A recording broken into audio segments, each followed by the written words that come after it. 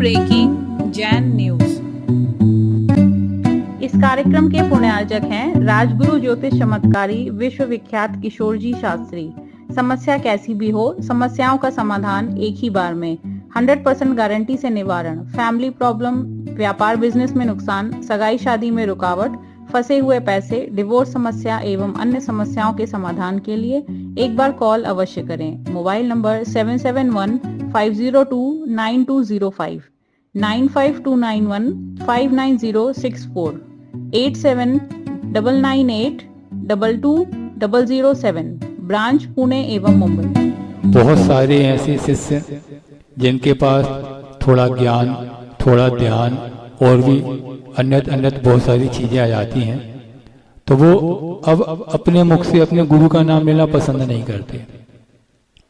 आजकल बहुत सारी ऐसी घटनाएं देखने में आ रही हैं। कोई भी कार्य करना हो, कुछ भी करना हो, तो वो अपने गुरु का नाम लेना या अपने गुरु से उस चीज के लिए आशीर्वाद लेने का वो कर्तव्य नहीं समझते। शायद उनके ऊपर भी ऐसा ही कुछ मद, मान का, कसाय का कुछ उद्वेग चढ़ रहा है।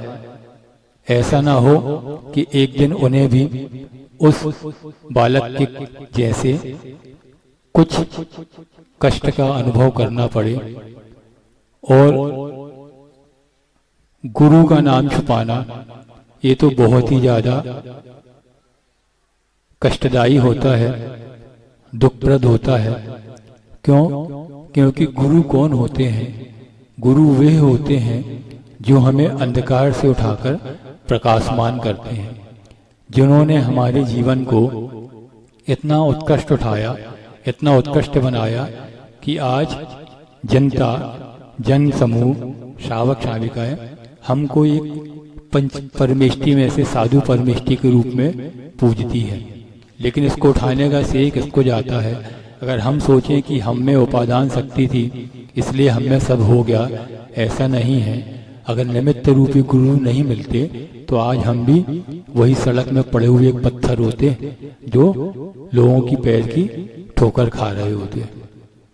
तो हमारा कहने का मतलब ये है कि जो लोग भी ऐसा करने का प्रयास कर रहे हैं, अब कर्म की वजह से कभी हो जाता ठीक है, लेकिन चला चला करके करने का प्रयास कर रहे हैं, वो अपने जीवन के साथ बहुत बड़ा खिलवाड़ कर रहे हैं। तो उन्हें अब यह कार्य नहीं करना है। उन्हें तो जोर जोर से, जितनी शरीर में ताकत हो, जितनी क्षमता हो, उससे भी ज्यादा जोर जोर से अपने गुरु का नाम लेना चाहिए। जितने गुरु का नाम लोगे उतना अपना स्वयं का पुण्य का बंध होगा। परसों निर्मोह सागर महाराज जी ने एक दृष्टांत आप लोग को सुनाया था, नेमावर चातुर्मास का। हम लोग का दीक्षा दिवस था, तो आचार्य भगवान दोपहर में शंका आदि करके फ्री हुए, तो सामने हम और नीरज सागर जी खड़े थे वहां पे। तो आचार्य भगवान ने हम दोनों की तरफ देखा, मुस्कुराए और बोले, आज आप लोगों का दीक्षा दिवस है, आज आप लोगों का दिन है। तो हमने कहा, आचार्य भगवान दिन तो सारे आपके हैं, हमारा कुछ नहीं। नहीं नहीं, आज आप लोग का दीक्षा दिवस है ना, तो आप लोगों को कुछ बोलना है। तो हमने कहा, अच्छा महाराज हम तो कुछ बोलते तो आता ही नहीं, इसके पहले कभी बोला भी नहीं। तो बोले, एक काम करना, संघ में जितने मुनिराज है ना, सबकी जय बोलना, हो गया प्रवचन। हमने ये काम तो हो जाएगा। फिर नीरज सागर जी से बोले, आपने भी कभी कुछ नहीं बोला है, आपको भी कुछ बोलना है। तो चूंकि नीरज सागर जी तो ज्ञानी ध्यानी आध्यात्मिक महाराज हैं, तो उन्होंने ऐसी क्या बोलना है? तो गुरु जी बोले, कुछ वैराग्यवर्धक वस्तु, तत्व वस्तु लोगों के सामने रख देना। ठीक। फिर हमसे बोले, और भी कोई महाराज हैं जिन्होंने आज तक कभी मंच पे बोला नहीं है? हमने, जी महाराज जी। बोले, कौन? हमने आज सुबह निर्मोह सागर जी आए थे, वो कह रहे थे कि यदि आचार्य महाराज कहेंगे तो मैं भी कुछ बोल लूंगा। बोले, हाँ हाँ बुला के ले आओ। तो हम जाके निर्मोह सागर जी को बुला के लाए और उसके बाद की पूरी घटना निर्मोह सागर महाराज जी ने सुना दी आपको। तो हमारा कहने का मतलब ये है, जब हम तीनों ने आचार्य महाराज के सामने पहली बार कुछ बोला, क्योंकि रविवार का दिन था और जनता आचार्य भगवान को सुनने आई थी, लेकिन बीच में प्रसंग पड़ गया हम लोगों के दीक्षा दिवस का, तो हम लोग ने अभी 10-10, 15-15 मिनट कुछ बोला। तो प्रवचन के बाद आचार्य भगवान जब कमरे में आए तो हम तीनों ने जाके आचार्य भगवान के चरणों में बैठ के, पाद फूल में बैठ के क्षमा मांगी। आचार्य भगवान कुछ गलत कह दिया हो, कुछ अपशब्द निकल गए हो तो आप क्षमा करें। तो आचार्य भगवान बोले, नहीं नहीं, आज तो मुझे ऐसा लग रहा था जैसे आचार्य भगवान का समाधि दिवस मना रहे हो। आप तीनों ने आज इस तरह से लोगों के सामने प्रस्तुति की, मुझे प्रतिक्षण अपने गुरु महाराज का स्मरण हो रहा था। तो देखो, इतने महान गुरु, लेकिन उस समय भी वो अपने गुरु को ही याद कर रहे थे। जब इतने महान गुरु अपने गुरु को प्रतिक्षण याद करते करते इतनी उत्कृष्टता को प्राप्त हो गए, तो आज हम उनके सामने हैं क्या? थोड़ा सा ज्ञान आया, थोड़ी सी बुद्धि हुई और लगे अपने बघारने, ऐसा नहीं। जो लोग भी ऐसा कार्य कर रहे हैं उन सबको ध्यान रखना चाहिए कि जिनके जीवन में गुरु नहीं, उनका जीवन शुरू नहीं। ये जो घटना है, ये जो दृष्टांत है, ये लोकोक्तियां हैं, ये सिर्फ कहावतें नहीं हैं, ये जरूर जीवन में कहीं ना कहीं कुछ घटित हुई विषय वस्तु है, और इसको कुछ लोगों के द्वारा आज साहित्य का रूप दिया गया है। तो हमारा कहना है, चूंकि हम थोड़ा जोर से बोल नहीं पा रहे हैं, गर्मी का समय है, भावना थी इस बात को बहुत जोर से कहने की कि जो लोग भी ऐसा कार्य कर रहे हैं, अपने बिगर गुरु की अनुमति के, अपने बिगर गुरु का नाम लिए, अपने बिगर गुरु के आशीर्वाद के कार्य कर रहे हैं, उनका कार्य 3 काल में भी सफल होने वाला नहीं है, नहीं है, नहीं है। जब तक उनको अपने गुरु का आशीर्वाद नहीं मिलेगा, या वो लोग गुरु से अपने इस कार्य के लिए आशीर्वाद नहीं मांगेंगे, उनका यह कार्य कभी भी सफल होने वाला नहीं है। जिनको अपने जीवन का उत्थान करना हो, वह आज से अपने गुरु का नाम स्मरण करना चालू कर दें। कुछ ना आता हो, इतना तो आता है कि हमारे गुरु कौन हैं, हम उनके गुरु के नाम की माला का स्मरण करें। सबको कुछ ना बने, नमो आईरी आणम की माला तो बनती है। आचार्य भगवान गुरुवर विद्यासागर महाराज को अपने मानस पटल पर, आचार्य भगवान गुरुवर श्री ज्ञान सागर जी महाराज को अपने मानस पटल पर, और नव आचार्य भगवान गुरुवर श्री समय सागर जी महाराज को अपने मानस पटल पर अंकित करते हुए, उनका मानचित्र मापदंड अपने मस्तक पर बनाते हुए नमो आईरी आणम की माला फेरें। उनका कोई भी कार्य ना हो, ऐसा हो ही नहीं सकता। उनका यह कार्य अवश्य अवश्य और अवश्य निर्विघ्न निरंतराय संपन्न होगा, ऐसा मेरा मानना है और ऐसा मेरा अनुभव भी है। मैंने अपनी मुनि अवस्था में नमो आईरी आणम माला को फेरते हुए कुछ रोगों को ठीक किया था। एक दृष्टांत सुनाऊं। 2021 में, समय ज्यादा तो नहीं हो रहा, सन 2021 में नेमावर पंचकाणक के पहले 31 मार्च रात में 9 बजे आचार्य भगवान विश्राम के लिए जैसे ही लेटे, हम उनके पास ही विश्राम करते थे। अच्छा, ऐसे लेटे हम जाके उनकी बैयाबत्ती करने लगे। बैयाबत्ती करते करते हमें दाहिने साइड किडनी में दर्द चालू हुआ। तो अब दर्द हुआ, हमने सोचा हो सकता है वायु फंस रही होगी, ठीक हो जाएगी। उस दिन हमारा साथी से पुण्य का उदय था कि लगभग रात में 11:30 बजे तक हम बैयाबत्ती करते रहे और आचार्य भगवान की नींद लग गई थी। 11:30 बजे थोड़ा हमको भी थकावट लगी, हम जाके वहीं पास में लेट गए, हमारी नींद लग गई। लेकिन दर्द के कारण 12 बजे फिर पुनः नींद खुली। 12 बजे से 1 बजे तक हम वहीं पाटे में करवट बदलते रहे। हमने वायु का दर्द बढ़ता जा रहा है, बढ़ता जा रहा है, पता नहीं क्या हो रहा है। हमने नमो आयरी आड़म की माला फेरना चालू किया और करवट बदलते रहे, लेकिन दर्द कम नहीं हुआ। और हमें लगा कि ऐसा ना हो हमारे बार करवट बदलने से आचार्य भगवान की नींद खुल जाए।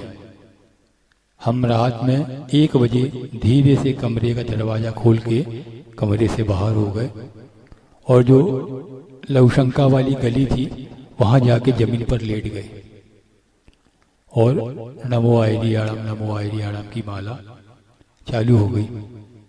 10 ही मिनट हुआ, मुनि श्री निस्सिम सागर जी शंका करने के लिए आए। हम मछली जैसे तड़प रहे थे।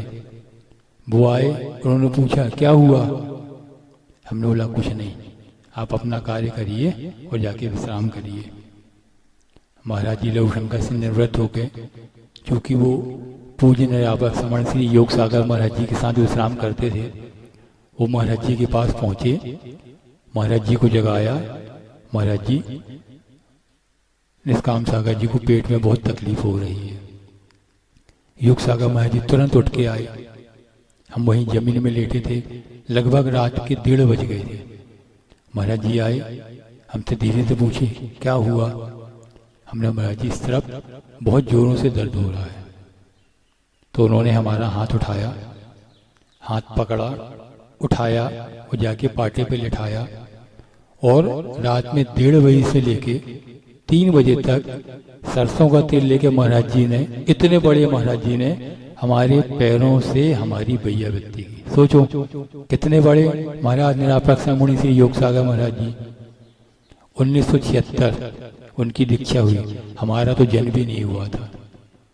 और 2021 लगभग 45 साल का अंतराल, 45 साल की उत्कृष्ट साधना के धनी मुनि निरापक समण योग सागर महाराज जी ने हमारी लगभग 1.5 घंटे तक भैया व्यक्ति करी अकेले महाराज ने। फिर हमसे पूछा क्यों दर्द कम हुआ। हमने महाराज जी नहीं हुआ। तो बोले आपके पेट में स्टोन है। हमने महाराज जी की स्टोन में तो पीछे दर्द होता है, हमें सामने दर्द हो रहा है। तो बोले लवशंका, हमने नहीं लग रही। बोले जंगल की इच्छा, हमने नहीं हो रही। बोले ये किडनी में स्टोन है। हमने महाराज जी कुछ भी होता, दोनों शंकाएं तो कुछ ना कुछ तो होता, बस उनका कहना ही था और हमें शंका और दीर्घ शंका दोनों चालू हो गई। लगभग रात में 3:30 बजे तक पूरा मुनि समूह वहां पे उपस्थित हो गया। क्या हुआ क्या हुआ, सबने यथायोग भैया व्यक्ति की। फिर एक महाराज हमें उठा के ले गए अपने कमरे के अंदर। हमें गर्मी बहुत लग रही थी। हमने महाराज हम तो बाहर लेटेंगे। कमरे के बाहर ही पाटा लगाया और लेट गए। 4:30 बजे दर्द और बढ़ा तो हमने जिन महाराज के कमरे में थे उनको बुलाया। हमने महाराज जी अब आचार्य भगवान के पास जाइए और उनसे आशीर्वाद लेकर आइए कि हमें बहुत दर्द हो रहा है। 4:30 बजे आचार्य महाराज के पास गए। उन्होंने आचार्य महाराज को बताया। आचार्य भगवान ने आशीर्वाद दिया। ठीक, महाराज जी हमारे पास आए, बोले आचार्य महाराज ने आशीर्वाद दिया है, सब ठीक हो जाएगा। हमने ठीक। हम बाहर लेटे रहे। वही सामयिक चल रही थी, नमो आयरी आड़म नमो आयरी आड़म नमो आयरी आड़म। 5 बज गए, दर्द और बढ़ गया। हमने फिर महाराज जी को बुलाया। हमने महाराज जी आप दोबारा आचार्य महाराज के पास जाइए, उनसे कहिए कि दर्द पहले से और ज्यादा बढ़ गया। वो महाराज जी गए आचार्य महाराज के पास, फिर बताया। आचार्य जी ने रात के अंधेरे में दोनों हाथ से आशीर्वाद दिया, सब ठीक हो जाएगा। महाराज जी आए, बोले आचार्य जी ने दोनों हाथ से आशीर्वाद दिया है, अब सब ठीक हो जाएगा। हमने हाँ ठीक। आचार्य भगवान का आशीर्वाद आया, अपन को पूरा श्रद्धा है, ठीक हो जाएगा। आचार्य श्री उस समय 5:30 बजे स्वयंभू चालू करते थे, लेकिन आचार्य श्री ने 5 बजे ही स्वयंभू चालू कर दिया। आचार्य भक्ति 6:30 बजे होती थी। आचार्य श्री 5:45 बजे हमारे सामने आके खड़े हो गए। बोले क्यों निष्काम सागर, क्या हो रहा है? हमने भगवान बहुत जोरों से दर्द हो रहा है। बोले हाँ दुबले पतले तो हो, पहले भी कभी पथरी हुई थी ना? हमने जी गुरु जी बाएं तरफ हुई थी, इस बार दाएं तरफ है। हाँ कुछ नहीं, विकल्प नहीं करो, सब ठीक हो जाएगा। अब 6 बजे आचार्य भगवान ने मुनि संघ के सानिध्य में आचार्य भक्ति की। आचार्य भगवान निहार के लिए गए, उनका मन नहीं लग रहा था। निहार के समय भी जाते समय उन्होंने महाराज से पूछा कैसा है कैसा है कैसा है। देखो एक गुरु अपने शिष्य को कितना मानता है। हम लोग को ऐसा लगता था कि अच्छा ऐसी हम लोग को चाहते नहीं है, अच्छा ऐसी हम लोग को डांट देते हैं। हमने अच्छा ऐसी बात रह के बहुत डांट खाई है, लेकिन डांट का मतलब क्या है आज हमें समझ में आ रहा है। अच्छा ऐसी कहाई को कि डांट के बिना शिष्य और शिष्य का भविष्य ही क्या। आज हमको समझ में आ रही है कि आचार्य भगवान उस समय हमको डांट नहीं लगाते, शायद आज हम भी थोड़े से उद्दंड हो जाते। लेकिन आचार्य भगवान की वो वात्सल रूपी डांट ही हमको आज संभाली हुए है। तो आचार्य भगवान बहुत लंबी कहानी है, थोड़ा संक्षेप से समझा दे रहे हैं, समय हो रहा है। अच्छा ऐसी 8:30 बजे पुनः हमारे पास आए और बोले आपको आज पत्र में ये लेना है। हम खड़े हुए, हमने जैसे ही हमारे खड़े होने की हिम्मत नहीं है, हमें कमर में बहुत जोरों से दर्द हो रहा है। बोले कुछ नहीं सब ठीक हो जाएगा, सिर्फ तरल पदार्थ लेना, खाना कुछ नहीं, हाँ लौकी जी भर के खा लेना। हमने ऐसी लौकी तो अब इच्छा ही नहीं खाने की।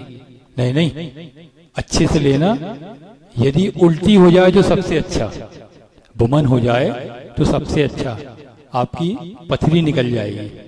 हमने जी गुरु जी उस दिन लगभग 8:45 के पहले आचार्य का पूजन हो गया और आचार्य आचार्य के निकल गए। आचार्य निकले हैं और महाराजों ने हमको आचार्य के लिए निकाल दिया, अरे आहारचर्या के लिए निकाल दिया। सामने आश्रम में गए हम आहार करने, सब भैया लोगों ने, और लगभग संघ के 80% महाराज हमारे आहार में आए। सबने हमारे आहार को निर्विघ्न संपन्न कराया। अंत में सब महाराज थोड़े जल की जिद करने लगे, अंदर से जी घबराने लगा। हमने महाराजों से निवेदन किया, इच्छा नहीं है, महाराजों का नहीं, ले लो। 1-2 अंजलि जल लिया और जितना हमने लिया था उससे दुगना हमको बमन हो गया।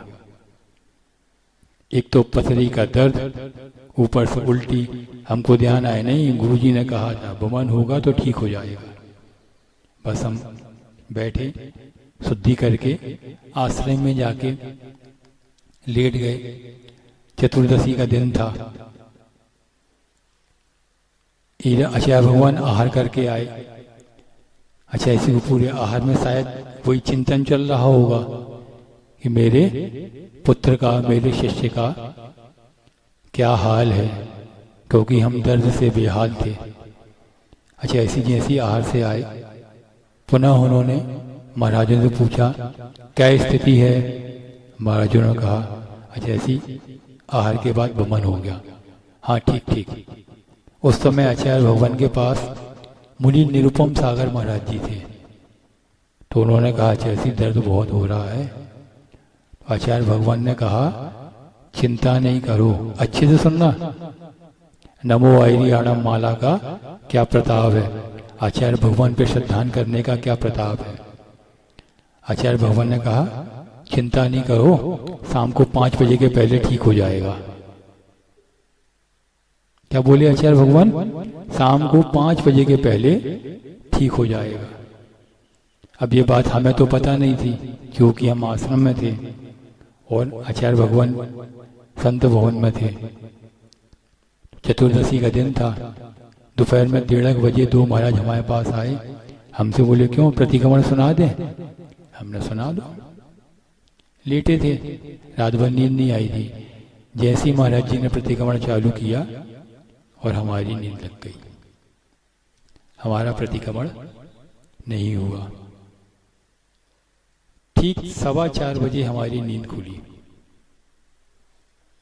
देखो ये बात कोई बताते नहीं ना कि हम दिन में सोए थे, लेकिन हम सोए थे।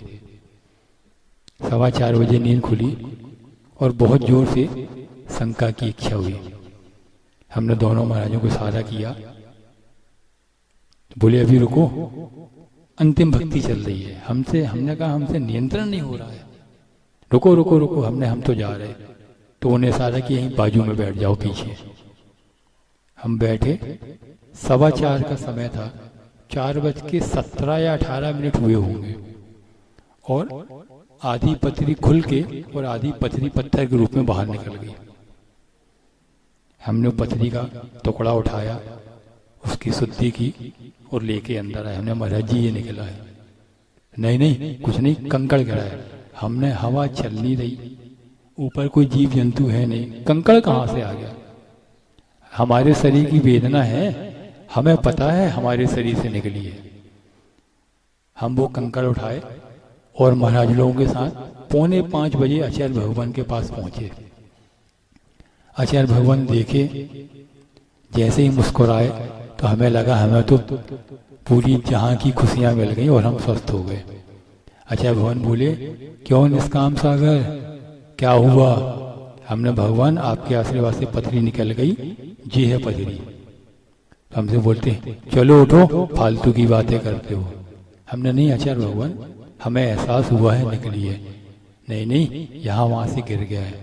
हमने, आचार्य महाराज आप स्वीकार करो ना करो, हमारा तो दर्द और हमारी पथरी आपके आशीर्वाद से ही ठीक हुई है। वो पथरी का टुकड़ा आज भी चिद्रूप भैया ब्रह्मचारी हाटपिपलिया वालों के पास सुरक्षित रखा हुआ है। जब हम शाम को आचार्य भक्ति के बाद कमरे में पहुंचे, महाराज लोग देखने आए, तब हमें मुनि निरुपम सागर जी ने बताया कि आचार्य भगवान ने हमसे कहा था कि शाम को 5 बजे के पहले महाराज का दर्द ठीक हो जाएगा, और 4:45 बजे हम आचार्य महाराज के पास पहुंच गए थे स्वस्थ होके। तो ऐसे होते हैं गुरु जो अपने शिष्यों के दर्द को अपने ऊपर ले लेते हैं, शिष्यों की पीड़ा को अपने ऊपर ले लेते हैं और शिष्य को निरोगी करते हैं। तो ये घटना हमने इसलिए सुनाई कि जो लोग भी आज गुरु का नाम लेने से कतरा रहे हैं, वो आज से अपने गुरु का नाम लेना प्रारंभ कर दें। उनके जीवन में कभी कोई अगर ऐसा पथरा रोड़ा आया तो आचार्य भगवान के नाम से उनके स्मरण मात्र से सब बाधाएं दूर हो सकती हैं, हो जाएंगी और निश्चित रूप से होंगी ही। क्योंकि हमारे जीवन में ऐसे बहुत से और सारे दृष्टांत हैं।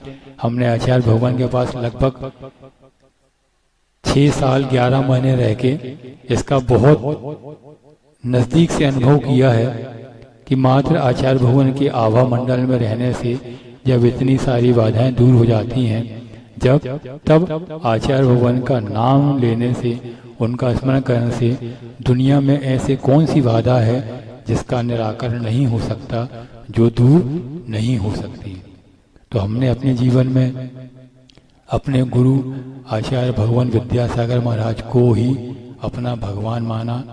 अब आचार्य समय सागर महाराज को भगवान के रूप में स्वीकार कर रहे हैं। हम सबको उन सब पर श्रद्धान करके ही अपने जीवन को और आगे विकासोन्मुखी करना है और सबको जीवन को उस मुकाम तक पहुंचाना है जिस मुकाम को प्राप्त करने के लिए हम सब इस रास्ते पर आरूढ़ हुए हैं और आचार्य भगवान के बताए हुए मार्ग पर चल रहे हैं।